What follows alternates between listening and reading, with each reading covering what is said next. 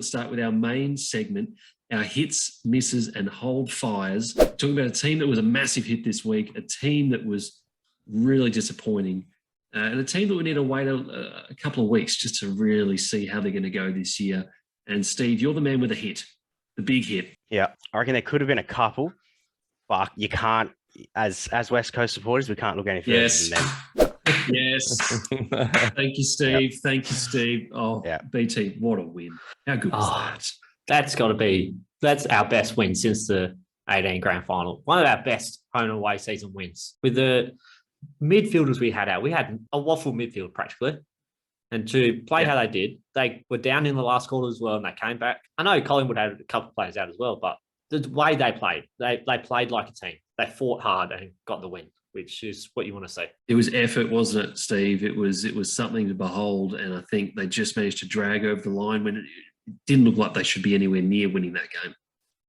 No, I caught only the last half of it live, but at that stage in the third quarter, they started to lose it, and I was like, yeah. Same old story that we've seen from the Eagles the last couple of weeks, but an old fourth quarter comeback against Collingwood again. We love it. I'm sure they hate it, but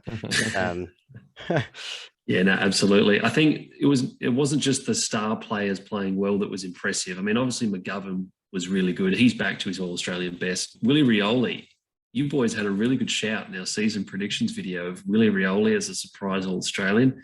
It's happening. Not looking too shabby. He's got to be the All-Australian forward pocket at the moment.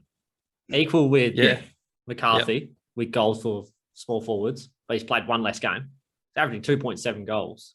That's huge. Game at the moment, and he's run through the midfield as well. If the All-Australian was selected now, he would be in the forward pocket. Yeah, he's looking absolutely on fire, but it's also the up-and-coming players, the lesser lights, which I think you really need to touch on.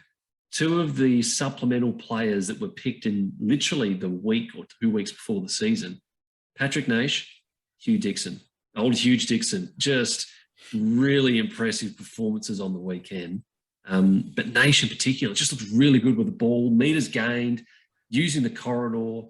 It was really impressive from those boys. I don't know what you think, but that's probably what impressed me the most is those lesser known players in that win. Oh, for sure. Naish, that's a quality pickup, and he's going to be playing a lot of games now. The way he started this season, he could have just been coming in to fill those gaps that we needed, but he's proven his spot now. He's taken that. Big Dixon with Nui going down now. He's got a big few months coming up. The old guy, Josh Kennedy, I think he had 5 disposals or so, 3 goals. He just knows how to kick a goal out at the right time. He's one of the goals he snapped from the boundary from about 40 out. That's just insane goal from someone his age now. He knows what he needs to do, and he just gets the job done every week. BT, let's turn to you. Your miss this week. Hit him hard. Who have you got? Purely because we talked him up so much, and I was up and about with him. I'm going with Carlton. I know they had a few. Cripps went down. Mr. Worldwide didn't play. But losing by 5 goals to Gold Coast. It's poor. It is. It is poor. And they hardly led at all in that game. Gold Coast ran away with it in the end as well. If you look at stats, the stats aren't huge. Like Carlton won the possessions and a few stats, but the clearances, I think it was, 43 to 27 in clearances, 30 to 16 in stoppage clearances. So around the ground, they just got killed in those clearances. And that's clear. Paddy Cripps going down. You can't rely on just him. And if I don't know the news on him, how long he's out for or whatever. Clearly, they've been relying on him the first 3 weeks if you look at those stats. The thing is, though, we have spoken a lot about how good Carlton's contested ball has been through the first few weeks and their depth across their midfield. Losing Cripps, he's obviously a huge part of that midfield, but I would have thought that they've got the talent there to back that up. And like you said, clearances heavily lost, contested possessions, minus 13. Obviously, Mr. Worldwide not there hurts them, but negative 33 in hitouts. I mean, that's terrible footy in the middle there. Carlton should be winning a game like that. Yeah, I mean, coming up against Jared Witts, he's no slouch.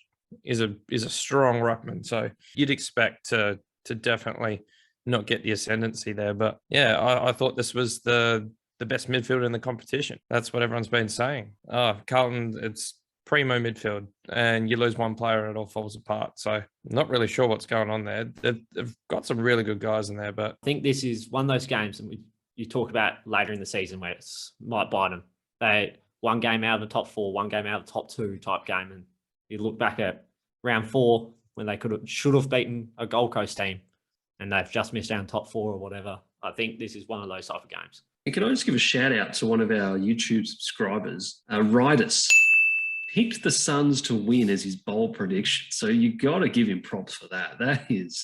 That's very impressive stuff. So shout out to you, Ridus. Love your work, and we might need a bit of hand from you when I get to our bold predictions segment a bit later on in this video. Tazza, you like to sit on the fence a little bit. Your hold fire team. Give us someone that we need to just give a little bit more time to. I think we need to be looking at the Dogs this week. 1 and 3, premiership favourite or a top 4 genuine candidate. I think you need to take into account here the draw. They've had Melbourne, Carlton, Sydney and Richmond. 4 genuinely good teams. I mean, we just did push Carlton down a few ranks, but yeah, Melbourne, they've been playing good footy for the most part. Looking at their run coming up, they should go 7-0 in the next 7 games. You've got North, you've got Adelaide, you've got Essendon, you've got Port, you've got Collingwood, Suns and Eagles, all to come in the next 7 games. I don't think you can really mount much of a case for any of those teams to get over the Dogs. Can I just ask quickly? I didn't see their game, but I'm looking at it now. They kicked 19 behinds. Did they lose that game themselves, or did they actually get beaten? If you look at those stats, Steve, across the board, more scoring shots, more inside 50s, almost plus 50 in disposals. They won the clearance count. So, yeah. So they defeated themselves. And that's been a hallmark of their game throughout the season. So, I mean, it's something that they're going to have to clean up, absolutely, if they want to beat these lesser teams. I watched that game. I had that and the Fremantle game on at the same time. One on TV, one on the phone. Watch them both. Richmond, their pressure was like when they won the premiership type pressure. So I know it looks stats-wise, it doesn't favour Richmond at all, but their pressure. So a lot of those behinds were tough shots from like the boundary and type thing. They weren't like set easy shots or anything like that. A lot of those behinds were pretty hard, but Bulldogs did play better. I will say that. Bulldogs did play a lot better than Richmond in that game. Combined in the last 2 weeks, the Dogs have kicked 16 goals, 36. I mean, we can look at this week and try and isolate it, but going back to, and they beat Sydney. That's a promising thing where they've absolutely killed them for chances, but just haven't been able to put them through the big ones. I think they still need to sort out that forward line mix as well. They still obviously are really hurting with Bruce not in the lineup, and that just puts all the pressure on Norton to have to stand up against, double teams and the main defender. But I think the other thing you have to look at with the Dogs as well is their backline's been decimated as well, particularly the key position players.